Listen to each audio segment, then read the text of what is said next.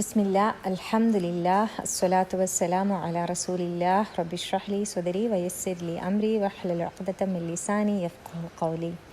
അസ്സലാമു അലൈക്കും വറഹ്മത്തുള്ളാഹി വബറകാതുഹു. ഇന്നത്തെ തസ്കീൻ്റെ ക്ലാസ് ഇങ്ങനെ കേട്ടുകൊണ്ടിരുന്നപ്പം എൻ്റെ മനസ്സിലേക്ക് ഫസ്റ്റ് വന്നതൊരു ദുആ ആണ്.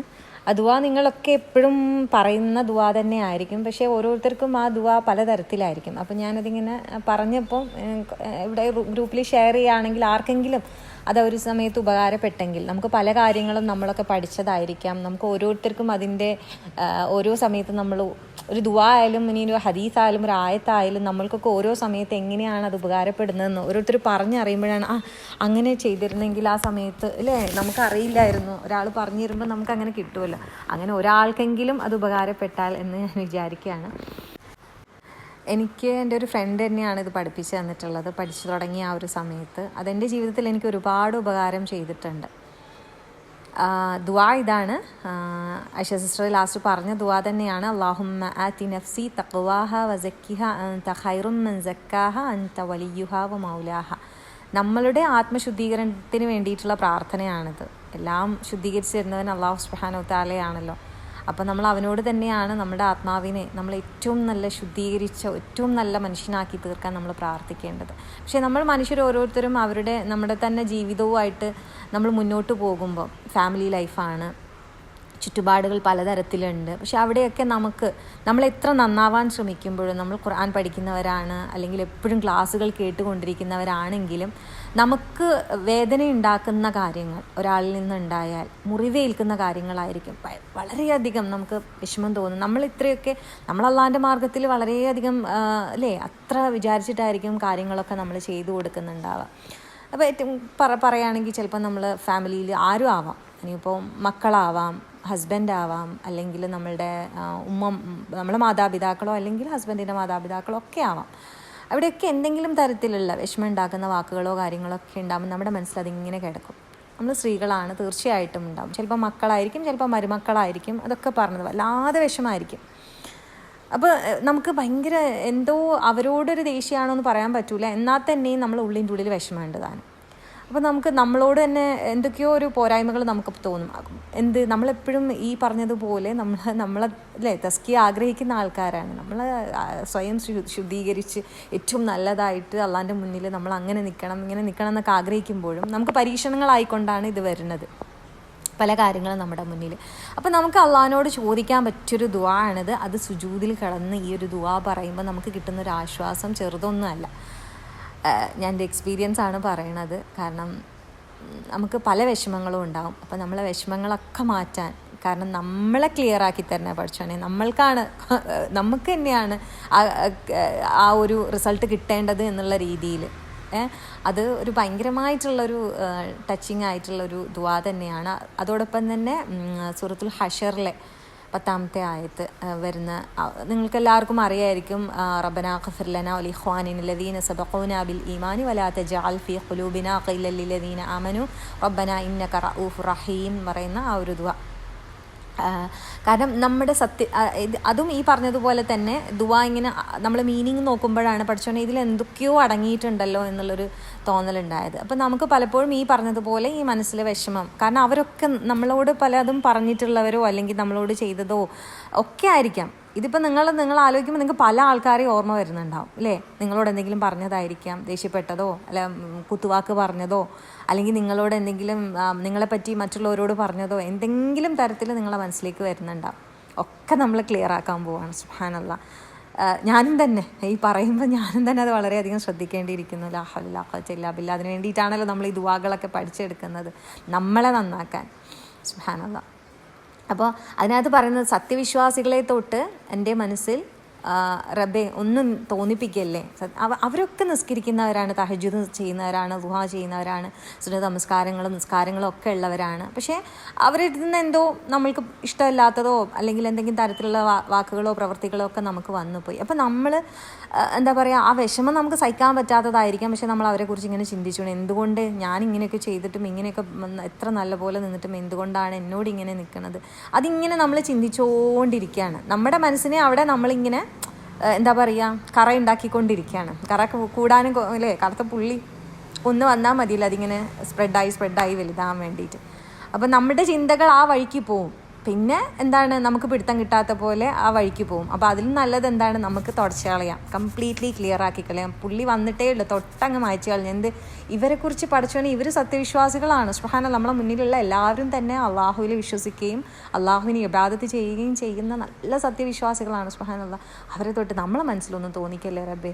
അങ്ങനെ തോന്നിച്ചിട്ടുണ്ടെങ്കിൽ നമ്മളെന്തായി, നമ്മളുടെ അമലും കൂടി നമ്മൾ അവർക്ക് കൊടുക്കണം. അതിന് മാത്രം നമ്മൾ ഉണ്ടാക്കുന്നുണ്ടെങ്കിൽ പിന്നെ സാരമില്ല, അസ്തഗ്ഫിറുല്ലാഹ്. എന്നാൽ തന്നെയും നമ്മൾ കഷ്ടപ്പെട്ടുണ്ടാക്കുന്നതാണ് അമലുകൾ. നമ്മൾ ഒരാളെ പറ്റി ചിന്തിച്ചിട്ട് അല്ലേ, ഏറ്റവും നല്ലത് എന്താണ്, മറ്റുള്ളവരെ കുറിച്ച് നല്ലത് ഊഹിക്കലാണ്. നല്ലത് മാത്രം ഊഹിക്കുക, അതും വലിയൊരു ഇബാദത്ത് തന്നെയാണോ അല്ലേ. സുബ്ഹാനല്ലാഹ്, ഊഹം പോലും ഇബാദത്താണ് നല്ലത് ഊഹിക്കുമ്പോൾ, തീർച്ചയായിട്ടും. അപ്പം നല്ലത് ചിന്തിക്കാം, കാരണം അവരൊക്കെ ഏറ്റവും നല്ല ആളുകളാണ്. നമ്മൾ അവരെക്കുറിച്ച് ചിന്തിച്ച് എന്തിന് നമ്മളുടെ അമലുകൾ നഷ്ടപ്പെടുത്തുന്നു, നമ്മളെ എന്തിനു ചീത്തയാക്കുന്നു. നമുക്ക് വേണ്ടത് ഏറ്റവും ശുദ്ധീകരിച്ച മനസ്സാണ്. സുബ്ഹാനല്ലാഹ്. അപ്പോൾ ഈ 2 ദുആകളും നമുക്ക് ആ ഒരു ആത്മാർത്ഥതയോട് കൂടിയിട്ട് അള്ളാഹുവിനോട് ചോദിക്കാൻ പറ്റിയ, തീർച്ചയായിട്ടും അള്ളാഹു സുബ്ഹാനഹു വ തആല നമ്മളെ ആ ഒരു ലെവലിലേക്ക് ഉയർത്തും അല്ലേ. ആത്മശുദ്ധി കൈവരിച്ചവൻ വിജയം പ്രാപിച്ചു എന്നാണ്. നമ്മൾക്ക് അള്ളാഹിൻ്റെ മുന്നിൽ, അള്ളാഹിൻ്റെ മാർഗത്തിൽ വിജയിച്ചവരായിട്ട് മാറണം. അള്ളാഹു തൗഫീഖ് നൽകട്ടെ, ആമീൻ. നമ്മളെപ്പോഴും ചുറ്റുപാടിലും നോക്കിക്കൊണ്ടിരിക്കുകയാണ്, അവരെന്തുകൊണ്ട് ഇങ്ങനെ, ഇവരെന്തുകൊണ്ട് ഇങ്ങനെ. അതേപോലെ നമ്മളൊരു ക്ലാസ് കേൾക്കുമ്പോഴും നമ്മുടെ മനസ്സിലുണ്ടാവുന്ന ഒരു കാര്യമുണ്ട്, അവർ ആ ക്ലാസ് കേട്ടിരുന്നെങ്കിൽ എത്ര നന്നായേനെ, നമ്മളെക്കുറിച്ചല്ല ഒരിക്കലും അങ്ങനെയല്ല ആവുമായിരിക്കും, നമ്മളെക്കുറിച്ച് ചിന്തിക്കുന്നവരും ഉണ്ടാവുമായിരിക്കും. എന്നാൽ തന്നെയും അവരത് കേട്ടിരുന്നെങ്കിൽ, ഇവരിത് കേട്ടിരുന്നെങ്കിൽ എന്തായാലും നമ്മളെ മനസ്സിലേക്ക് വരും. അപ്പോൾ ഈ പറഞ്ഞതുപോലെ തന്നെ നമുക്ക് എല്ലാവരും എല്ലാം കേൾപ്പിക്കലും അവരെ ചെയ്യിക്കാനും ഒന്നും നമുക്ക് പറ്റിയെന്ന് വരില്ല. പക്ഷേ നമ്മൾക്ക് മാറ്റങ്ങൾ നമുക്ക് തീർച്ചയായിട്ടും ഉണ്ടാക്കാൻ പറ്റും അല്ലേ. നമ്മൾക്ക് നന്നാവാൻ നമ്മൾ വിചാരിച്ചാൽ തീർച്ചയായിട്ടും സാധിക്കും. അള്ളാഹിൻ്റെ തൗഫീഖ് നമ്മുടെ കൂടെ തന്നെ ഉണ്ടാകും. കാരണം നമ്മൾ ആഗ്രഹിക്കുന്നത് ഏറ്റവും ആത്മാർത്ഥമായിട്ടാണെങ്കിൽ അത് ഉറപ്പുള്ളൊരു കാര്യമാണ്, അള്ളാഹു പറഞ്ഞൊരു കാര്യമാണ്, നമുക്ക് വാഗ്ദാനം ചെയ്തൊരു കാര്യമാണ്. അള്ളാഹിനോട് ചോദിച്ചാൽ നമുക്ക് കിട്ടും, അത് ചോദിക്കാനേ പറഞ്ഞിട്ടുള്ളൂ. ഫദ്ഉനി അസ്തജിബ് ലക്കും, നിങ്ങൾ ചോദിക്കുക ഞാൻ തരാം. സുബ്ഹാനല്ലാഹ്, നമ്മൾ ചോദിക്കാൻ എവിടെ നമുക്ക് ആ ഒരു ചോദിക്കുന്നുണ്ടാവാൻ, ചിലപ്പം ചോദിക്കണത് എന്താണെന്ന് അറിയാണ്ടായി പോകുന്നതാണ്. അപ്പോൾ ഏറ്റവും മനസ്സിൽ തട്ടിക്കൊണ്ട് നമ്മൾ അള്ളാഹിനോട് ചോദിച്ചാൽ തീർച്ചയായിട്ടും കിട്ടും. അപ്പം നമ്മളെ നന്നാക്കുമ്പോൾ നമുക്കറിയാവുന്നൊരു കാര്യമാണ് എന്ത്, ഒരു മനുഷ്യൻ നന്നായാൽ, എപ്പോഴും പറയുന്നൊരു കാര്യമാണ്, മനുഷ്യൻ നന്നായാൽ അയാളുടെ കുടുംബം നന്നായി, കുടുംബം നന്നായാൽ സമൂഹം നന്നായി, സമൂഹം നന്നായാൽ ലോകം നന്നായി. അങ്ങനെയല്ലേ പറയലല്ലേ, അങ്ങനെ തന്നെയാണെന്ന് തോന്നുന്നു. അപ്പോൾ നമുക്ക് മാറ്റങ്ങൾ ഉണ്ടാക്കാൻ പറ്റണം, നമ്മളിൽ മാറ്റങ്ങൾ ഉണ്ടാക്കിയിട്ട് അല്ലേ. നമ്മൾ നന്നായിട്ട് നമുക്ക് നമ്മളെ കുടുംബം അത് താനേ മാറി വരുന്നതായിരിക്കും. നമ്മളാദ്യം ശരിയാവുമ്പോൾ നമ്മുടെ ചുറ്റുപാടുകൾ അല്ലാഹു സുബ്ഹാനഹു വ തആല നമുക്ക് വേണ്ടി ഭയങ്കര നല്ലതാക്കി മാറ്റി തരികയാണ് ചെയ്യുക. അങ്ങനെയാണ് മാറ്റങ്ങൾ നമുക്ക് നമ്മുടെ കുടുംബത്തിലും ചുറ്റുപാടിലും നമ്മൾക്ക് ഉണ്ടാക്കാൻ സാധിക്കുക. നമ്മളിൽ കിട്ടിയ ഇൽമ് നമ്മൾ റിഫ്ലക്ഷനായിട്ട് നമ്മളുടെ പുറത്തേക്ക് വരണം.